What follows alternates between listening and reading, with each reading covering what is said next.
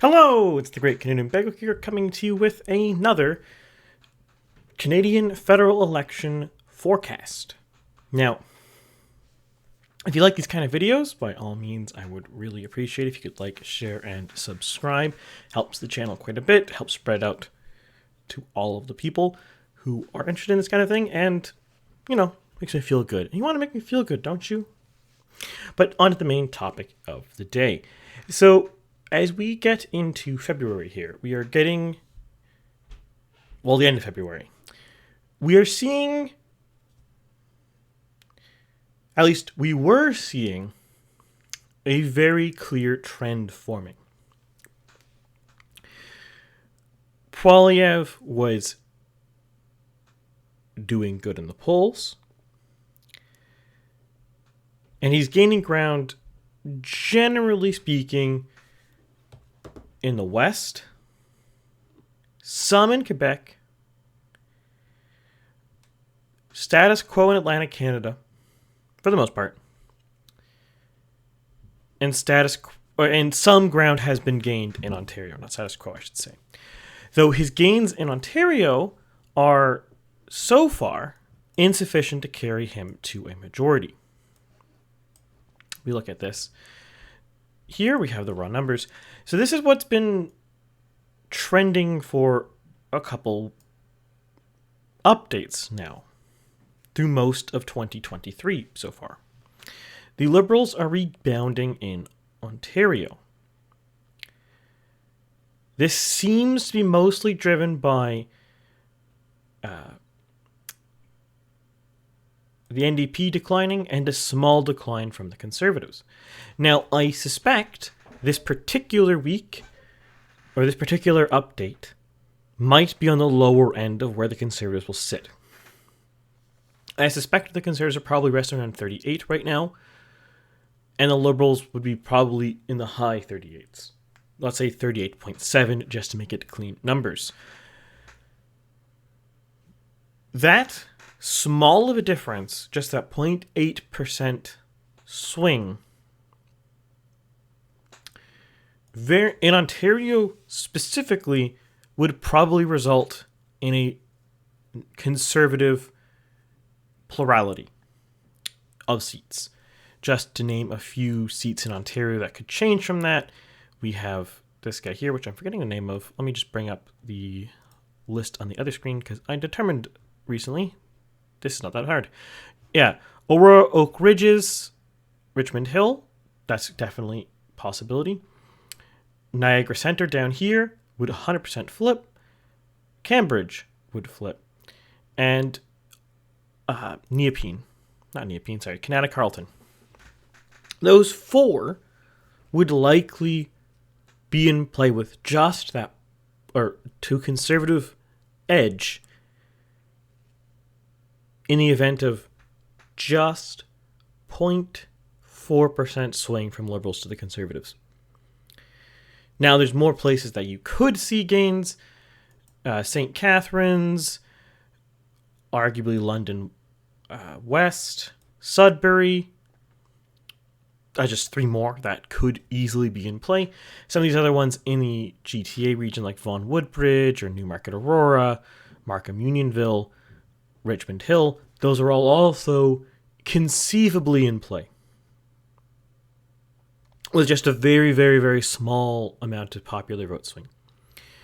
So I think it's very likely that the average right now, not the average, the actual reality in Ontario right now, because keep in mind, my model, all the polls are guessing at what the reality is. There's a margin of error on this, there's a margin of error on my model. So every single update I do, every single poll that comes out is just kind of guessing at this point. Specifically in Ontario, I think we're probably looking around 38%. And out of just curiosity here, if you wanted to change this and you went like that, this is what you're going to be seeing popular vote nationally, which is very close to 36.6, which I suspect is the Conservative baseline. And the Liberals will be a bit high, but I think the Liberals are gaining ground from the NDP specifically, such as in Ontario, just to give one example, or BC. Now, the real story here, though, isn't the trend that's been happening in 2023. The real story here is a trio of people. We have the idiot, we have the corrupt, and we have the balancing act. To start, we have the idiot, Jagmeet Singh. Singh is genuinely probably the worst politician in present Canadian history. Now, I can't go back and tell you across every politician of every serious party that he's the worst. But of the ones we currently have, he is. And it's not even close. Singh genuinely doesn't seem to understand what his base is, who he wants to target, what stances he should take, what campaign lines he should do. What is his path victory in an election? What is his goals in an election? What target seats is he going for? This has more material impact than you might think. What's happening right now is the NDP is destroying itself. The NDP is split on two disjoint, unrelated bases. You're seeing this a lot with the provincial parties too, but it's very, very clear in the federal party. You have the working class voter, usually socially moderate to socially conservative, usually in more rural areas or in the smaller cities, or potentially in the case of the GTA in the outskirts of the city, of the metro area, but tends to be fiscally moderate to fiscally liberal. And then you have the hyper-urban, mostly socialist voter. These guys are mostly fiscally liberal and usually socially liberal, though they might be as close as socially moderate. What has the NDP been doing? Well, they've been going extremely fiscally liberal. In fact, his rhetoric of late is more verging on, I would argue, fully socialist. He's going hard, attacking mostly Loblaws these days, but he's also hitting oil and gas companies and such as greedflation. That they are the ones causing the inflation we're seeing. And this is not only just absurd on its face, because inflation obviously isn't caused by the choices of corporations. It's bad for corporations to raise their prices. If it wasn't, they would have raised their prices already. There is no intrinsic reason why a corporation at any given point in time is not charging the most money it can charge for its product.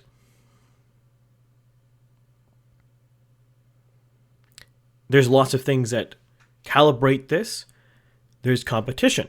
It can't charge more than its competition is charging or people will not buy it. There's the consumer. They can't charge more than the consumer is capable of paying. You could, in principle, sell an orange for $10 trillion. But that orange will never be purchased because no one is willing to pay $10 trillion for an orange. These things moderate what prices can be charged. And unless Singh is trying to make the argument that Loblaws is somehow so monopolistic that it can divorce itself from competition, which is entirely untrue. There's plenty of grocery store competitors. Maybe not as many as there should be, but there's plenty. But instead, he attacks these corporations in a very socialistic manner. He wants to put a windfall tax on them. He thinks that their success right now, in his words, is the fault of greed, and not just the regular behavior and expected results of a capitalistic corporate structure reacting to inflation. You look at something like Loblaws. It has about a 3% profit margin right now. Last year, it was about 2.5%. So it's up half a percent. That might sound significant, but in reality, it's not. If you look at the official statistics, food inflation is hovering around 10-15% last year, and if you consult anyone who's actually bought food, it's closer to 50%. The difference, I can't really explain it, but clearly the official statistics seem to differ from actual bills being paid.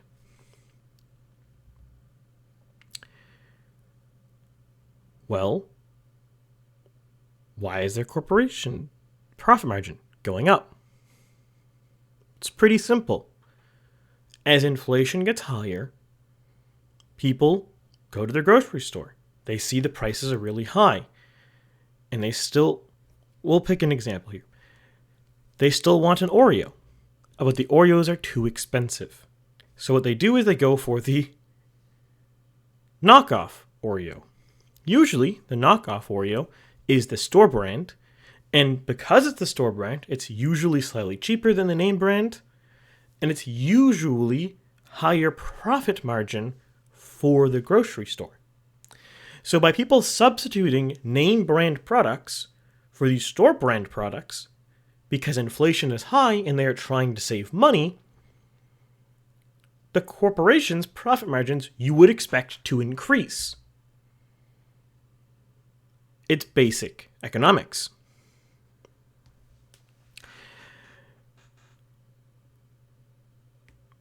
The issue here is by focusing so heavily on this attack, he might attract the socialist, light, heavy urbanites.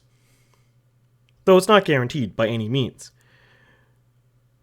The issue is, most of these voters are content with Trudeau's behavior on economics.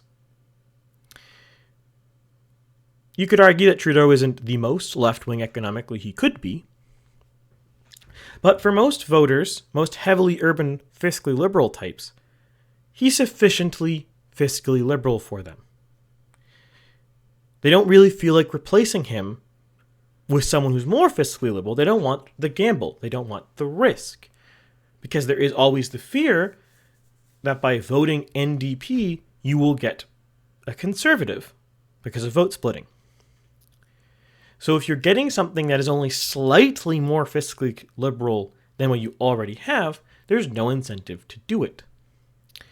Meanwhile, by heavily focusing on things like this, and more broadly on cultural issues, socially liberal cultural issues, he is alienating working class voters.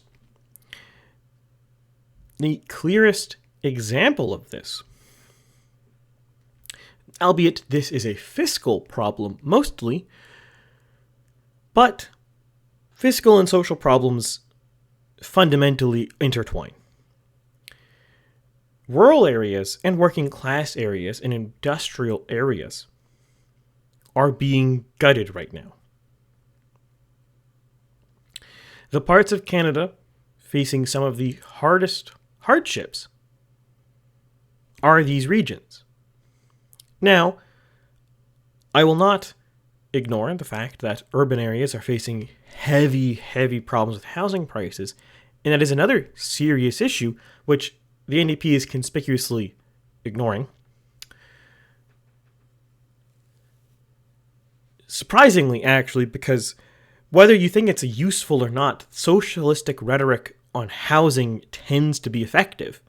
So it's strange to me that he's completely absent on this. It's almost like he's not very serious because he's using ineffective rhetoric where there is clearly precedented effective rhetoric he could be using.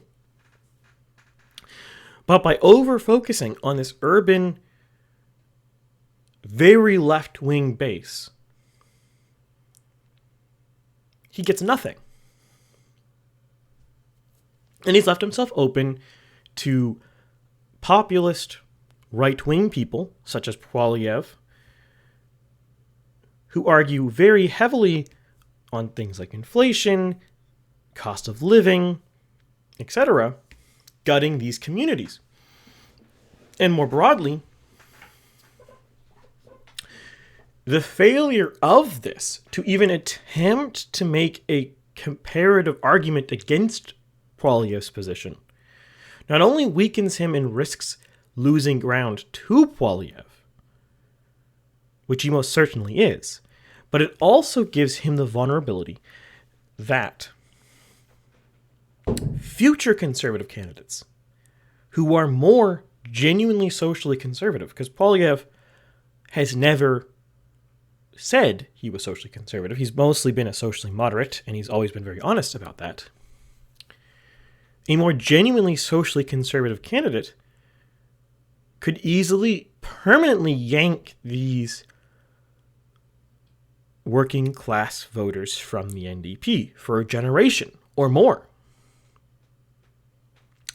Singh has left his flank so exposed, it's unfathomable that he's doing nothing about it. Just right now, just in this prediction, he's looking at losing 8 seats. What seats is he losing?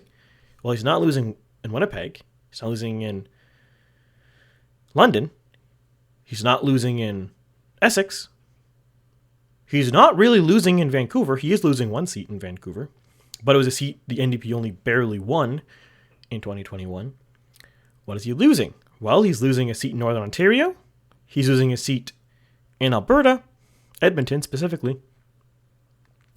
And he's losing 4 seats in rural BC, and almost a 5th down here with Coquitlam Mallet Langford pronunciation. And it's not just me showing that this riding is incredibly close. 338 also only has a 1% lead. I have about 2 for the NDP. And if you look just here, the NDP's position in BC this year has declined by 0.8 points, while the Conservatives have gained 1.1. Now, it's possible that these voters are just leaving the electorate, but it's looking more like that these voters are switching to Conservatives. Because if you look at everyone else, the People's Party's flat. The Greens are mostly flat. Too close to really say it's down. The Liberals are slightly up, but probably flat in reality. Others down, not even other. Others roughly the same. What's mostly happened here is the NDP has lost ground, and the Conservatives have gained ground. Now, if everyone else had lost ground and the Conservatives gained ground, or everyone gained ground and the NDP lost ground, you could say either it's Conservatives turning out new voters or it's the NDP losing voters. But since only the Conservatives are getting ground and only the NDP are losing ground in BC, that is sufficient evidence to say the NDP are likely losing voters to the Conservatives. And they're not losing the socially liberal, fiscally liberal urbanites. They're not losing the people in Vancouver who vote NDP. They are losing rural Vancouver Island, rural northern BC, and I'm not really sure if you should really call this rural, but we're going to mostly rural South Okanagan, West Kootenay. Kootenay? I don't know. That's where he's losing ground. And it's very likely it's voters switching Conservative. The same story plays out in Northern Ontario. The same story seems to be playing out in Windsor. The same story is playing out in London, though to less success. And it's looking like the same story is playing out in Hamilton, Ontario. Albeit Hamilton is much, much more fiscally left-wing, so the Liberals are also gaining ground in Hamilton. But across the board here, areas that traditionally were NDP strong points are disappearing because the NDP is losing them. Because the candidate is talking about a really weird attack line. I don't think many people, period, are going to sit here and defend Galen Weston and Loblaws on its face. But everyone knows Singh's attack against them is ridiculous. And even if it was true, his solution, increasing corporate taxes, by his own logic, shouldn't work. So he's just an idiot who doesn't know how to win an election at all. But what's happening right now is not just Singh. We have Justin Trudeau, the corrupt. It's the best way to call him this now. Trudeau has seemingly a huge, glaring blind spot to corruption. There's time and time again, prominent members of the Liberal cabinet are getting ethics violations smacked at them, are being pushed back. There's huge billions of dollars of spending, new spending, that the Harper government didn't do. And there's no reason to do it, according to the Parliamentary Budget Officer, in consultancy fees. Billions of dollars in consultancy fees. For no apparent reason. At the same time, it's not like he's reducing staffing inside federal bureaucracies. Staffing levels and pay rate are increasing among federal bureaucrats.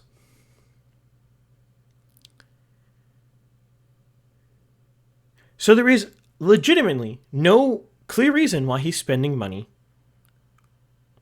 on contractors. There's no reason why all of his members of cabinet seem to be getting ethics violations. He himself has several.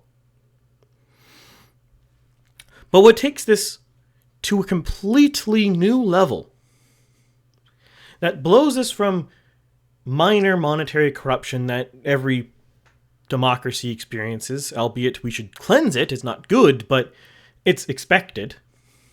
Politicians are some of the most corrupt people in the world. No, this is made even worse because of recent revelations, both the week before and this last Friday, that not only is the Chinese Communist Party directly attempting to interfere with our elections, which Trudeau does not want to do anything about, and is claiming that the Conservatives being concerned about it is apparently denying the validity of the election, which they have not done. CSIS leaks have even gone so far as to name particular candidate Han Dong, if I'm remembering name correctly, I keep wanting to switch, I think it's Han Dong, are alleging that he got support from the Chinese Communist Party to secure his nomination. Now, Han Dong is from Don Valley East here. If I'm not mistaken. Let me just double check. Sorry, Don Valley North, which is a very safe Liberal riding. It's not the safest one in the GTA, but in that particular riding, the nomination contest is effectively the entire race. So getting support from a foreign power to secure that race is effectively getting support from a foreign power to win an election. Now, I will be extremely clear here. At this moment, these are just allegations from CSIS. any members or followers of my channel or will have almost certainly remember the Russia-Trump collusion narrative in the US back in 2017. That turned out to be false. So there is reason to believe this could also be false. However, you cannot ignore that. We need to investigate it. We need to make sure that this is legitimately happening. And if it's not happening, if this was not a real thing, there needs to be an introspection into CSIS on why this allegation has been made.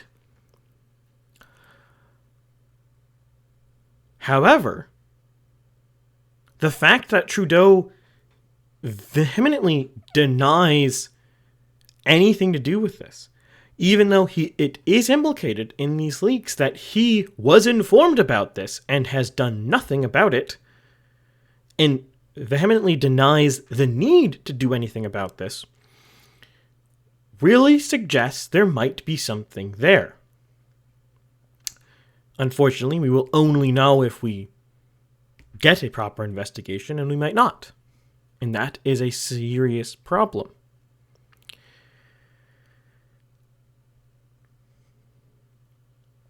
This right here, I cannot say in the strongest enough terms, is very likely, especially, or if it's true, the worst scandal in Canadian history. If the Prime Minister and members of his party are either willfully blind or actively colluding with a foreign government to win elections, that is verging on treason. Now, to be extremely clear, I don't think legally that does fit the definition of treason, but colloquially, it most certainly does.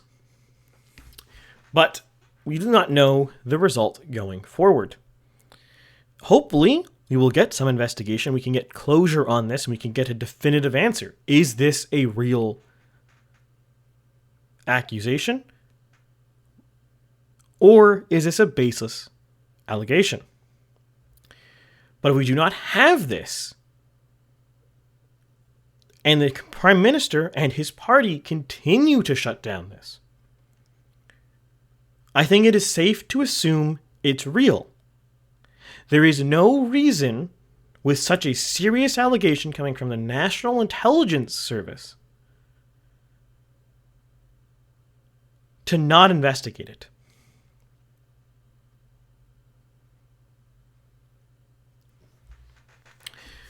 But to move on to the final affair here, and we have Pierre Poilievre and the Balancing Act. Now, Poilievre stormed to victory in the Conservative leadership race on the back of a largely populist, but fairly moderate campaign.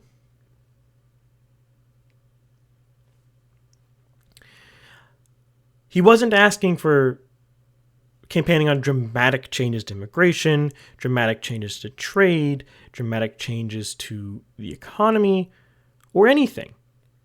He wanted better management. He wanted to cut the fat. He wanted to fire the governor of the Bank of Canada, who should be fired, among other things. There has genuinely been no reason that anyone sitting here should have expected Poilievre to be anything but socially moderate and fiscally conservative. But the balancing act he plays was shown extremely clearly on Friday. Now, I will be really clear before I get into this. This scandal, if you even want to call it that, is a nothing.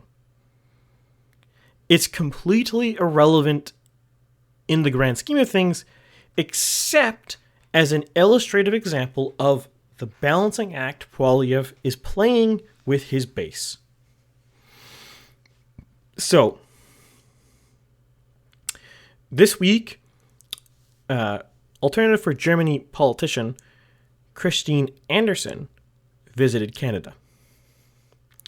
Some members of the Conservative Party, Leslyn Lewis, Colin Carey, and some other guy, forget. Good for you, I guess. Guy, forgot. Visited and met with her. Now, I will not sit down and tell you anything about Christine Anderson's politics. I don't know. I don't really care to look it up. Though, I have done a cursory glance, just for informative purposes, for this discussion. And as far as I can tell, I have no idea. There's many of allegations from left-wingers in Canada, the US, the rest of the West, that she's far right, she's a fascist, whatever. Any name left-wingers tend to call people. She has been called these things. Does that mean she is these things? No. Does it mean she's not these things? Also no. I have no idea what she believes. But what I can tell you definitively is the left thinks she's a fascist. Or at least fascist adjacent. So by meeting with her, anybody worth their salt would know immediately left-wingers in the media, left-wingers in Twitter, etc., were going to make a big deal about it. To pretend otherwise is just to be stupid. The left-wingers were obviously going to care. And they were obviously going to accuse anyone who met with her of the same things they accuse Anderson herself to be. This is such a basic, obvious fact, this shouldn't be controversial. Because to give left-wingers the benefit of the doubt here, because again, as I said, after a cursory look, I have no idea what this person believes. It's extremely unclear because all you can find are allegations of what she believes and not things she says herself.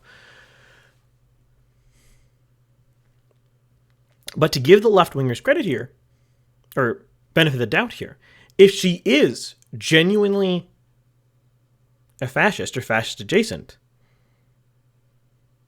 then meeting with her is indicative of something.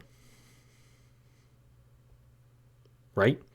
You don't meet with someone you ideologically oppose. Now, you might be ideologically neutral to them, and I will be very clear, politicians across all parties in Canada either intentionally or unintentionally meet with horrible people. And again, to be really clear, I'm not accusing Anderson of anything because I do not know anything she believes. But what I am strongly saying here is that it was immediately obvious that this was going to be something. This was going to be news. So why is this a thing?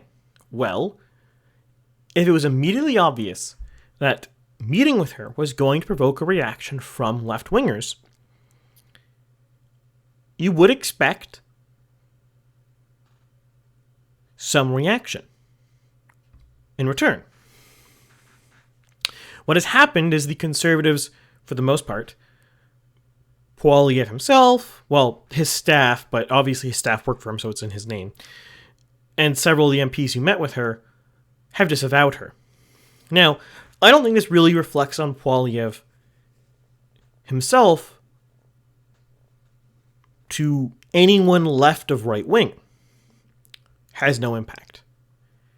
And I'll get to the right-wing impact on Poilievre momentarily. But what this does do is it makes these MPs, in particular, look stupid. In fact, in the case of Leslyn Lewis, though she didn't really disavow Christian Anderson, but She didn't not her statement is kind of strange to me.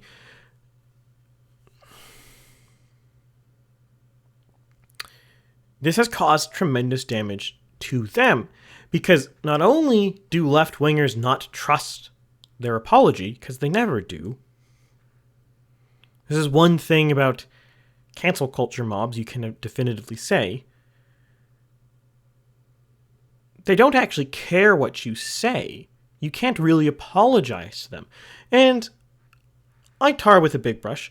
I'm not saying there's no left-wingers who do not accept repentance.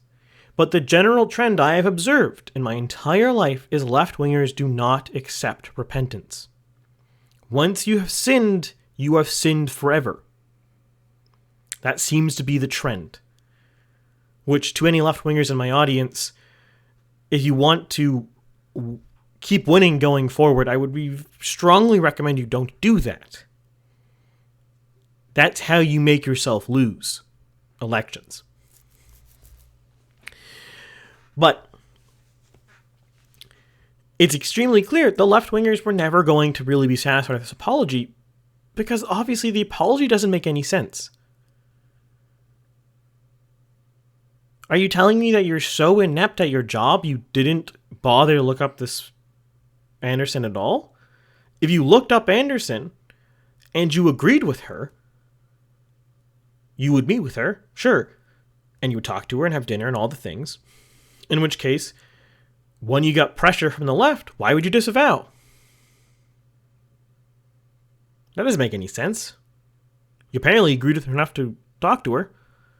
Conversely, if you didn't do that, why did you meet with her? Like if Xi Jinping stopped by Nova Scotia and I was a relevant person to be able to have dinner with Xi Jinping, it would say something about me to go sit down with him and have dinner with him. Especially as a politician. It does say something about you. Does that mean it's wrong to sit down with Anderson? Not necessarily. It depends on your political beliefs. If you agree with her, that's not wrong, obviously. If you disagree with her, then yes, it is wrong. And once again, who knows what she believes? Because all the media you can find conveniently or easily enough, like with a quick Google search, is just left-wingers saying she's a terrible person. Which, to be honest, left-wingers, you need to do a better job on this. You say everyone is a terrible person on the right, so she could be genuinely a terrible person, and you would have no idea.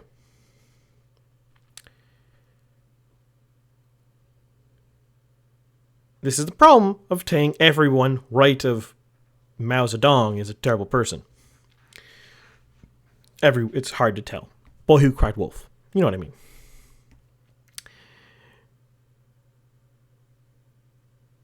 Now, for Poilievre himself, this reaction and his stance on it by itself probably wouldn't have mattered. But what made this an issue with his right wing is on the same day this happens, he also goes to a support Ukraine rally or whatever with Trudeau and speaks at it. These two things together cause him harm on his right wing. This might seem a bit strange, but the PPC adjacent voters, PPC voters themselves, PPC adjacent voters, people who might swing PPC, a lot of them like Anderson. Or, at minimum, don't care and don't like right-wingers disavowing her. And a lot of these people also are isolationist. They often get slandered as pro-Putin, but for the most part, they just don't want war. They don't want to be involved in a foreign war. They don't see why Canada should be involved in a foreign war. They don't see why Canadian dollars should go fund Ukraine while there are people being euthanized in Canada. because of lack of medical care.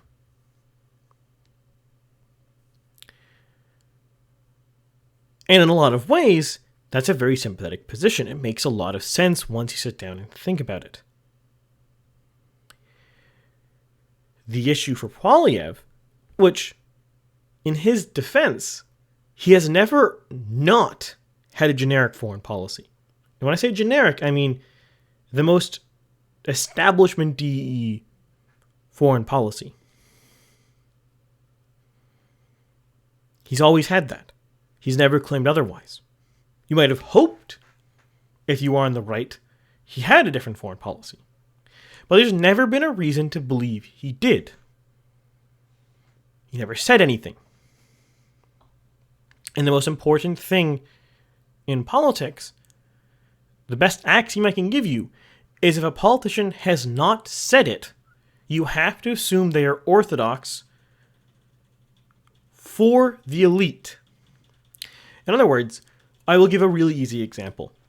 Unless you've seen a politician proactively say they are pro-life, you have to assume they're pro-choice, because the default position among the elites is being pro-choice.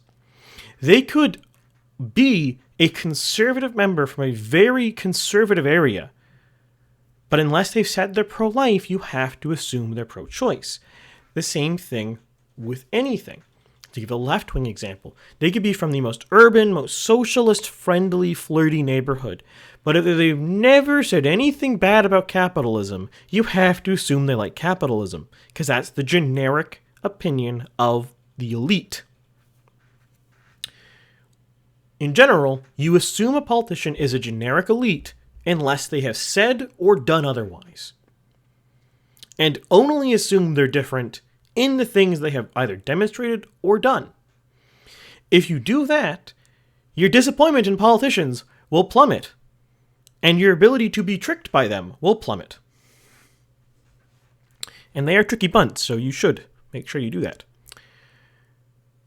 But this does prove to be a problem for him, because a lot of his path to victory, it's very easy if we see it here, is to have gobbled up some PPC votes. Now, it's a very difficult thing to hold, but it's not impossible. Let me try to make this bigger here so we can see this. And we're going to close or minimize January 8th, because who cares about January 8th? And actually, we will close November 13th too, because that's also kind of irrelevant. Here we go. So we have September 4th. This is the update just before Poilievre becomes leader. This is a bad example. We're going to go with it. The Conservatives, the PPC are at 3% and the Conservatives are at 36.3%. Now, the PPC are at 2% and the Conservatives are at 36.4%. You might think there's not a lot of gain there.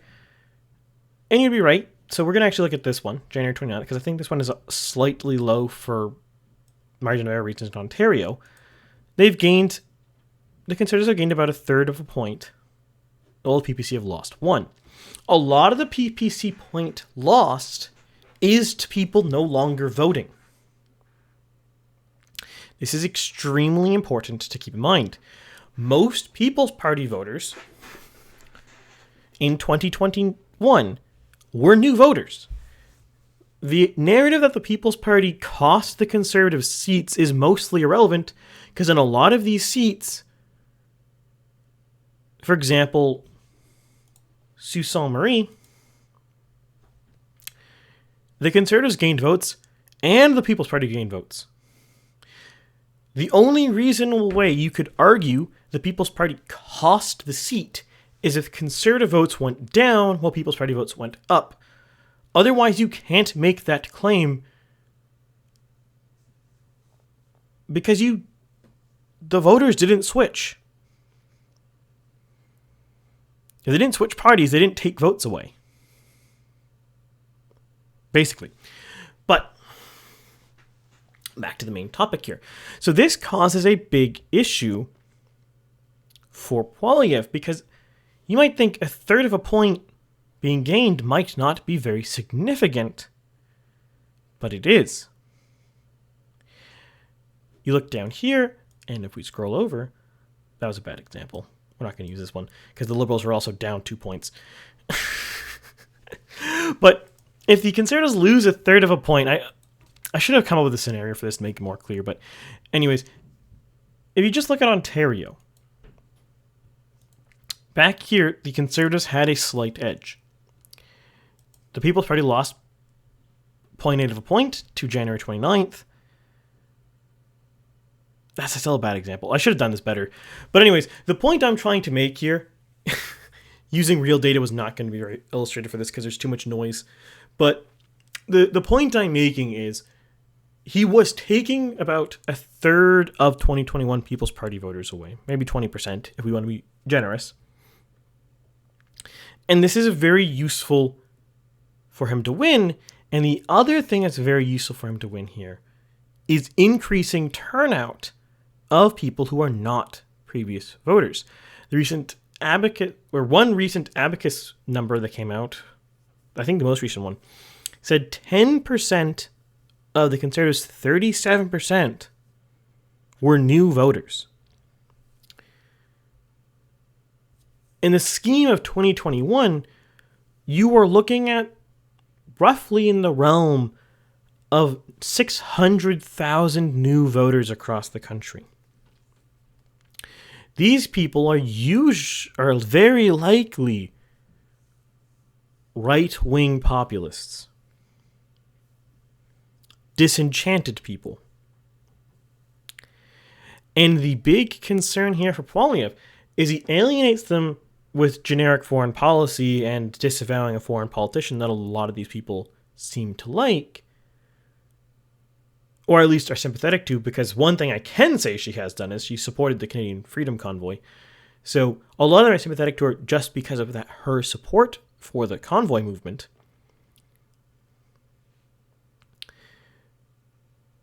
It causes issues.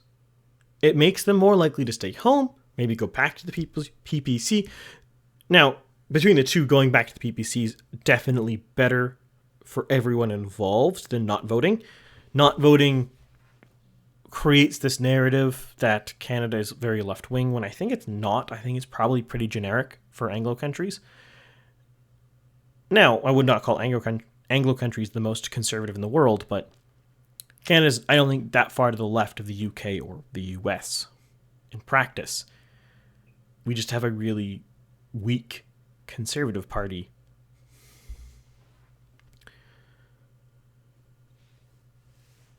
Now, all of this said, Poilievre does have things he can do. He's not hopeless or helpless to ward off his flank. It's not just a case that he can lose voters by taking some positions like the supporting Ukraine or disavowing foreign politicians. He's not just stuck with losses. He can do proactive things. And what I suspect we're going to see in the next round of polls, probably in March, is the People's Party are probably going to gain some ground and the Conservatives will probably lose some ground. 1 to 2% either way. And then we will see, probably at the end of March, if this comes true, Poilievre will throw some public red meat issue to his right wing. Now, the issue he's going to throw, it has to be something that, regardless of what his depth of the position, satisfies the right to some level. And it has to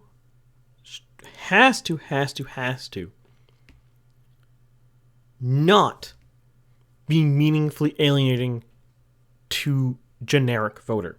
Because he doesn't want to lose stuff to his center. Now, again, center-righters are not going to vote Liberal, likely. They're probably just not going to vote if Poilievre alienates them. The difficulty of the Conservative coalition right now in Canada is either the center-right flank doesn't vote or the right-wing flank doesn't vote. It's very hard to get both of them to go vote. Which again is why Canada has this reputation of being left-wing. Because most right-wing turnout is very low compared to what it should be. But one potential thing that I think satisfies both these issues is taking some moderate stance on immigration. Right now, Trudeau has 500,000 as the target and seems to be blasé about illegal immigration. Now, Poilievre has already come out fairly strongly against at least places like Roxham Road and wanting to close them, which makes me think his next logical step, if he needs to reassure his right flank, would be to throw a lower immigration target at them. A promise for a lower immigration target. My mind spitting here, I would imagine he would probably go to 2015 Harper numbers, because there is no reason anyone could claim, honestly or legitimately, that going back to 2015 Harper numbers is wildly right-wing or wildly racist. You're just returning to what the Conservatives had already had as their number. Poilievre can easily defend this against centre-righters. But it is also a huge win for the right flank, because this would mean reducing immigration quotas by nearly 250,000 people. Now, a lot of right-wingers, myself included, want lower targets, sure. But anyone who looks at having the target as not a win doesn't actually want to win anything in politics. Now, there's other things he could probably do. Some more controversial, some less, like throwing some proactive gun legislation. That would reassure his right flank, though it probably would hurt him in the GTA, though I'm not sure how much. It depends on how much you really want to defend it. If you really went hard on it, it could work. But at the same token, I'm not entirely certain if Poilievre wants that to be the focus of the campaign, because if he does that, it will be the focus. The Liberals will make that the focal point of his campaign. It'll be very hard to ignore the issue. Proactively supporting gun rights, basically. Not just repealing what Trudeau has done, but going further would be quite difficult. Not impossible, but I don't think he's going to do it yet. Maybe second term kind of stuff, but first term I don't really see it. The only other big issues I could really see him throw at the right wing would be some of the culture war issues that you see going on in the US right now. But I suspect that wouldn't go very well. In fact, it might actually cause him to lose any potential gains in the GTA or Vancouver.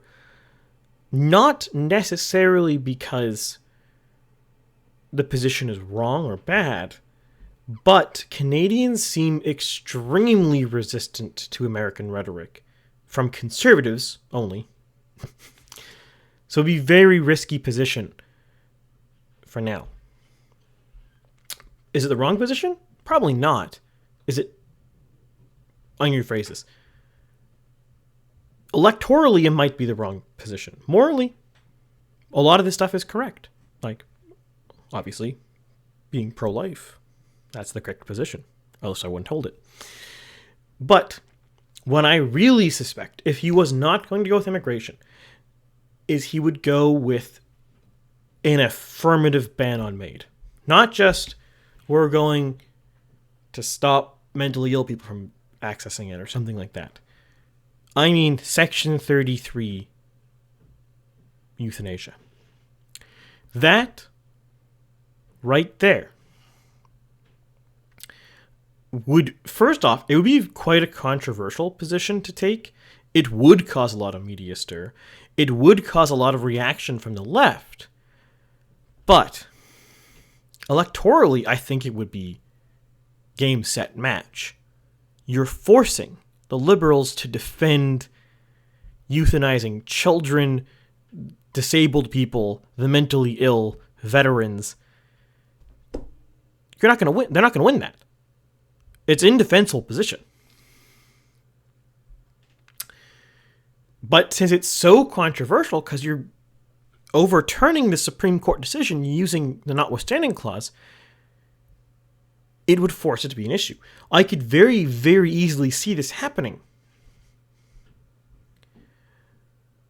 But I'm not entirely sure if he would go that far, because it is very controversial. And I could very well see him keeping that to his chest and throwing that out in a campaign.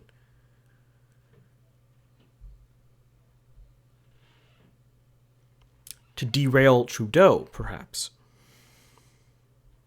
But of these things, of the social issues he could throw at the right, it really seems to me immigration or euthanasia ban are the only two that he could do without really hurting himself politically at all. Like, they would only be net gains for him, in my mind.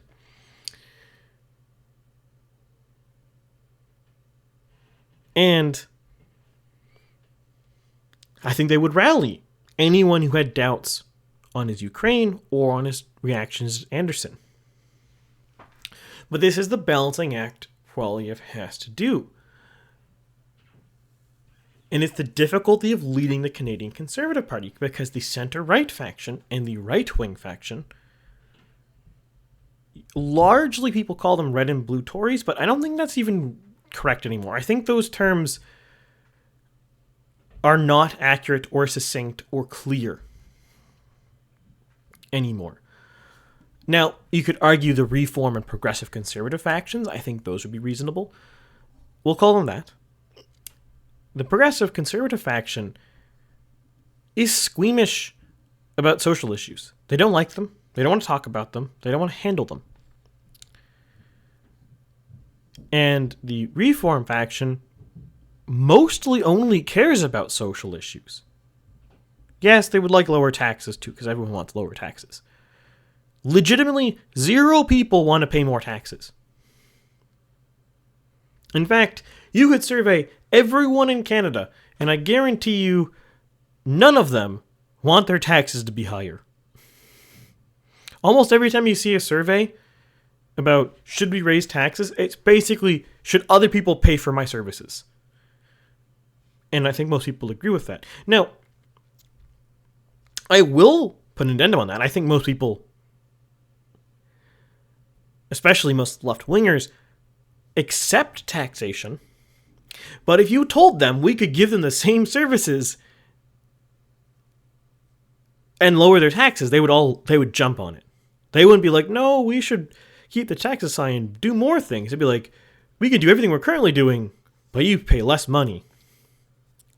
They're obviously going to take less money. Almost all of them. So, I'll just wrap this up here, though. I hope everyone that makes sense here. This is the state of politics here. We have 3 very different leaders who have very different plates, very different hands of cards. And one of them seems more likely to win, but not guaranteed. Well, that, I bid you all adieu, and I will see you next week with something different. I have not decided yet, but, stay tuned.